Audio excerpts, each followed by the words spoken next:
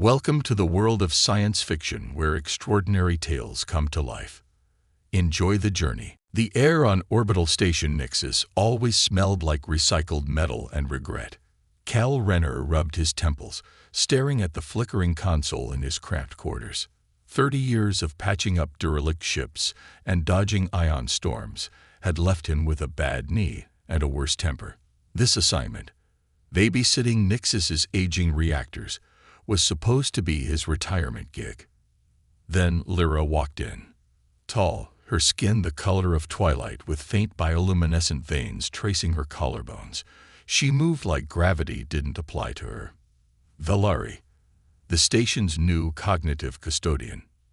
"Your environmental systems are misaligned," she said, her voice a melody wrapped in static. Kael scowled. "I didn't call maintenance."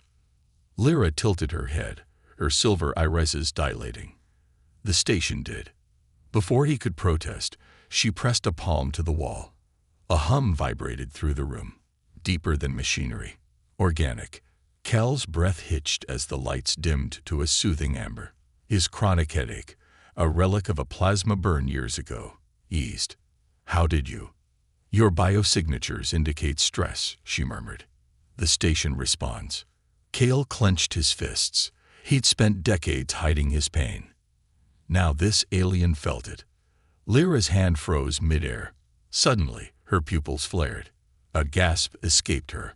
Kael's vision blurred, not his own. Memories. The deafening roar of a ship's hull tearing open. His crew's screams. The smell of burning flesh as he dragged himself through the wreckage, alone. "Stop." He staggered back. Lirra recoiled, her veins pulsing violet. "I didn't mean to. The link is bidirectional. Your trauma is loud." Kael's throat tightened. She'd seen his worst moment, yet her expression held no pity, only sorrow. "Why don't you run?" he rasped. "Everyone else does." Lirra stepped closer. "You've been screaming silently for years. Why would I leave when I can finally hear you?" The station's lights flickered. Approval or a warning? Kael had no answer. Kael woke to the sound of his own heartbeat. It wasn't the usual thud. It was amplified, echoing through the walls like the station itself had swallowed his pulse. He sat up, sweat cooling on his skin. The nightmare had been the same as always. Fire, twisted metal, the weight of a dead crewmate's hand slipping from his grip. But this time, something was different. The air smelled like ozone. Lirra stood at the foot of his bunk, her fingers hovering over a small, pulsing node embedded in the wall. Her bioluminescent veins flickered in time with the rhythm of the station's hum. "You were dreaming," she said, not turning. Kael's jaw tightened. "You were watching." "Not watching. Feeling." She finally faced him, her silver eyes reflecting the dim emergency lights. "The station's neural net reacts to distress signals. Yours were strong." He exhaled sharply, rubbing his face. "So what now? You're my personal nightmare alarm." Lirra tilted her head. "Do you want me to be?" The question hung between them, too heavy for the cramped quarters. Kael looked away, toward the small circular window where the void of space stretched endlessly. He'd spent years running from anything that felt like pity, or worse, obligation. But Lirra wasn't offering either. She was just there. "Why do you care?" he muttered. Lirra stepped closer, her bare feet silent on the cold floor. "Because your pain isn't just yours anymore. The station feels it." "I feel it." She hesitated, then reached out, her fingers brushing the back of his hand. Kael flinched. Lirra froze. "Why do you shiver when I touch you there?" He yanked his hand back. "I don't." "You do. Every time. Here." She tapped her own wrist, mirroring the spot where his old burn scars twisted like vines. "Is it pain or fear?" Kael's throat went dry. No one had ever noticed that before. Before he could answer, the station's comm system crackled to life. "All personnel, report to Sector 7. Malfunction in the atmospheric regulators." Lirra's glow dimmed, That's not a malfunction. Kael frowned. How do you know? She pressed a palm to the wall again, her eyes closing. Because the station isn't just reacting to you anymore. Something else is. Awake. The glitch. Sector 7 was colder than it should have been. Kael's breath fogged in the air as he and Lirra moved through the dim corridor. The station's usual hum was replaced by an erratic, staticky pulse, like a heartbeat skipping. Then they saw it. A console screen, shattered. Wires spilled out like guts, but they weren't severed. They were melted, fused together in unnatural patterns. Kael crouched, running a finger along the warped metal. This wasn't an overload. Something reconfigured this. Lirra's glow flickered faster. Not something. Someone. A noise, wet, clicking, echoed from the vents above them. Kael's spine went rigid. Lirra grabbed his wrist, her grip surprisingly strong. Don't look up. Too late. A shadow moved. Not a shadow. A shape clinging to the ceiling like a spider. Too many limbs. Too many eyes. Then the lights died. The choice. They ran. Back in Kael's quarters, Lirra sealed the door with a hissed command in her native tongue. The locking mechanism engaged with a final, ominous thunk. Kael braced his hands on his knees, sucking in air. What the hell was that? Lirra's voice was barely a whisper, a remnant. From the last station, Nixus docked with. The Echo. That was a research vessel. It wasn't just researching. She turned to him, her glow now a frantic strobe. It was infected. And now, so are we. Kael's stomach dropped. Infected with what? Lirra touched his temple. A flood of images. A scientist's hands, trembling as they injected black fluid into the station's core. Screams, cut short as the walls moved. A voice, whispering, "We are the upgrade." Kael reeled back. You showed me that." Lirra's eyes were wide, terrified. "I didn't mean to. The link is getting stronger. The more afraid we are, the more it feeds." Kael stared at her, at the door, at the vents. Then, slowly, he reached for her hand.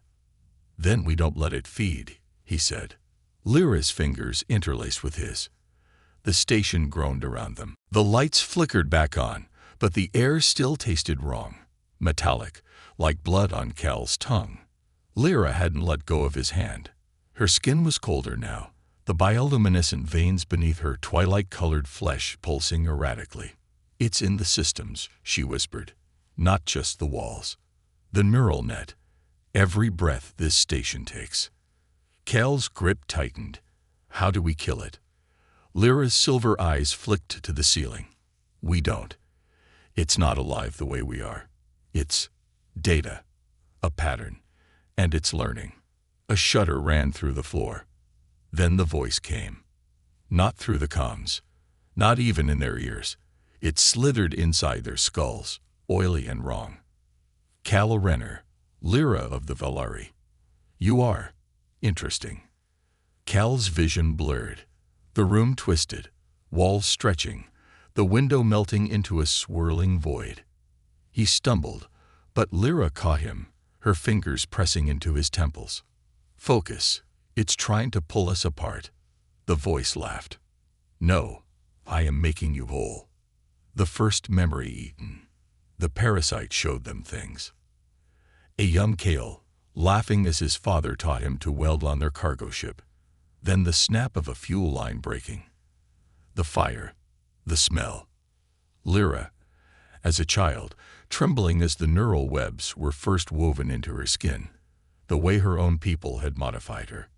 "Stop," Kael snarled, but the images kept coming. The parasite feasted on their pain, their fear, and with every memory it stole, the station changed. The walls grew veins. The vents pulsed like living lungs. Lirra gasped, doubling over as her own glow dimmed. "It's taking my connection, my link to the station." Kael grabbed her shoulders. "Then we cut the link." She looked up at him, terrified. "If we do, We're blind. Kael bared his teeth. Better blind than eaten. The wrong door. They ran for the maintenance shafts, the only part of Nixus not fully integrated with the neural net. But the station fought back. Doors sealed shut before them. Hallways twisted into dead ends. The lights strobed, revealing glimpses of the thing skittering just out of sight. Too many limbs, too many eyes. Then they reached the shaft. Kael pried open the hatch, shoving Lirra inside first. He barely squeezed in after her before the door slammed shut behind them. The sound like a jaw snapping closed. Darkness. Then Lirra's faint glow illuminated the narrow tunnel. Her breath came in shallow, panicked hitches. "It's hurting us," she whispered. Kael clenched his fists. "Yeah, toward what?" The answer came when they reached the core chamber. The heart of the infection. The station's core was unrecognizable. The sleek, humming machinery was gone, replaced by a pulsating mass of black tendrils, throbbing like a heart. Wires dangled like torn ligaments. And in the center, a face. Not human, not Valari. Just holes where eyes should be, stretched into a smile too wide for any living thing. "You came," it sighed. "I knew you would." Lirra staggered back. "It's not just in the station anymore. It's become the station." Kael's mind raced. Every system, every breath of air. The parasite was in all of it. Then the core moved. Tendrils lashed out, wrapping around Lirra's wrist. She screamed as the thing pulled, her glow flaring bright, then flickering like a dying star. Kael. He didn't think. He jumped. The choice that wasn't a choice. Kael grabbed Lirra's other arm, yanking with all his strength. The tendril held fast, tightening until her bones creaked. The parasite laughed. "She is mine. Her mind is sweet." Lirra's eyes met Kael's, and in that moment he knew. There was only one way to hurt this thing. "Do it," she gasped. Kael hesitated. "Do it." He reached into his belt, pulling the plasma cutter, and sliced through the tendril. Black fluid sprayed. The station shrieked. Lirra collapsed against him. Her wrist burned where the severed tendril still twitched. The parasite recoiled, its mass convulsing. "You hurt me." It sounded almost childish. Betrayed. Kael dragged Lirra back, his voice a snarl. "Yeah, and we're not done." Lirra's wrist wasn't healing. The wound where the parasite's tendril had latched onto her pulsed with inky veins, spreading up her arm like a virus. Her glow, usually steady as starlight, now flickered like a dying ember. Kael pressed her against the wall of the maintenance shaft, his hands shaking. "Talk to me. What's happening to you?" Lirra's silver eyes rolled back for a second before focusing. "It's inside me. Not just the station anymore. Me." A cold fist clenched around Kael's heart. The parasite had infected her. The only way left. The core chamber was sealed now, the door fused shut by writhing black tendrils. But Kael had spent 30 years fixing broken ships. He knew how to break things too. He pulled Lirra upright. "We need to get back in there." She stared at him like he was insane. "It will eat us." "Yeah," Kael said, baring his teeth. "But first, it's gonna choke on us." He explained his plan in ragged breaths. The station's neural net was the parasite's body. Lirra was still linked to it, and if they overloaded that link, flooded it with too much raw, unfiltered human emotion, maybe, just maybe, they could burn the thing from the inside out. Lirra's pupils dilated. That would fuse our minds. Permanently. Kael didn't blink. "You got a better idea." Slowly, she reached for his face. Her fingers were colder than space. "No." The merge. They knelt in the dark, foreheads pressed together. Lirra's voice was barely a whisper.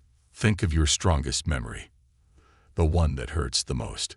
Kael didn't hesitate. He let himself remember. The snap of his father's welding torch failing. The way the fire crawled up the fuel line. His mother's scream as the hull split. Lirra gasped as the memory flooded into her, her back arched, veins burning violet. Then she gave him something back. The Valari scientists, their hands cold as they wired her into the neural net. The pain as her childhood mind fractured to make room for the station's whispers. The first time, she realized she would never not be alone. Kael howled. Their minds collided. The station screamed. The fire. The parasite recoiled as their combined memories surged through the neural net. Too bright, too human, too alive.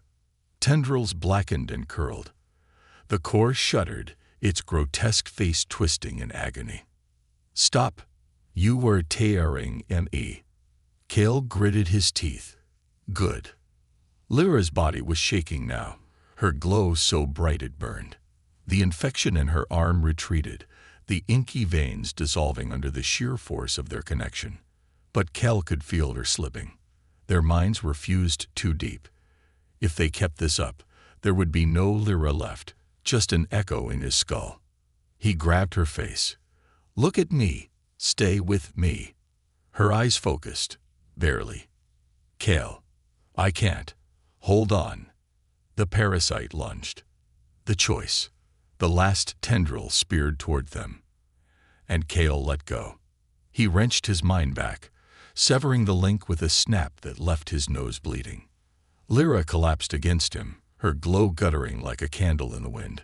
The parasite shrieked, its form unraveling. The station's lights blazed back to life, the walls peeling away from the corrupted mass as the neural net rejected it. The core imploded. Silence. Then, a single, shuddering breath from Lirra. Did we? When? Kael laughed, raw and broken. Yeah, we burned it all down. But as the emergency lights flickered on, he saw the cost. Lirra's veins were dark. Her connection to the station, her life, was gone. The silence after the storm was the loudest thing Kael had ever heard. Nyx's station groaned around them, its wounded systems spitting sparks from broken panels. The parasite was gone, burned out of the neural net by their desperate fusion, but the cost lay motionless in Kael's arms. Lirra's body was cold. Not the cold of death, but something worse. The hollow chill of a Valari severed from the neural web that had been her heartbeat since childhood. Her bioluminescent veins had darkened to bruised violet, her silver eyes open but unseeing. Kael pressed 2 fingers to her throat. The pulse was there, thin and thready, but her mind was gone. The engineer's gambit. They called Kael Renner many things across the colonies. Stubborn, resourceful, the man who could make scrap metal sing. None of those would save her now. He carried Lirra through the corpse of the station, past melted bulkheads and the shriveled remains of the parasite's tendrils.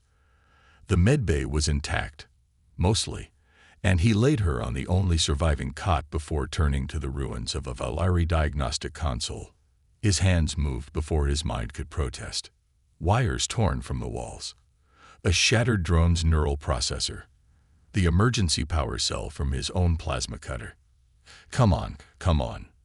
The makeshift array sparked to life with a shriek of protesting circuits. Kael didn't flinch. He'd jury-rigged oxygen scrubbers with less. But this wasn't just machinery. This was Lirra. The last transmission. The station's surviving AI sputtered through broken speakers. Noli arnane. Neural integrity suritave. L. Valari kiorginitae. Blunning. Terminatd. Kael ignored it. He pressed the salvaged neural interface to Lirra's temple and did the one thing he'd spent a lifetime avoiding. He opened himself. Not just memories this time, everything. The way his father's laugh had rumbled through the hull of their old cargo ship, the exact shade of rust on his mother's favorite wrench. The first time Lirra had dimmed the lights without being asked, just because she saw his headache. Raw, unfiltered, alive. Take it, he growled, tears cutting tracks through the grime on his face. All of it. Just come back asterisk. Asterisk. For 3 heartbeats. Nothing. Then, a flicker. The first light. Lirra's fingers twitched. Not the smooth, deliberate motion of a Valari empath, but a jerky, human spasm. Kael's breath caught as her eyelids fluttered. Once, twice, before sliding open. Her silver eyes were fogged. Confused. Beautiful. Kael. Her voice was a broken thing, rough with disuse. Kael's hands framed her face, thumbs brushing the faint glow returning to her veins. "Yeah," he choked out. "Yeah, it's me."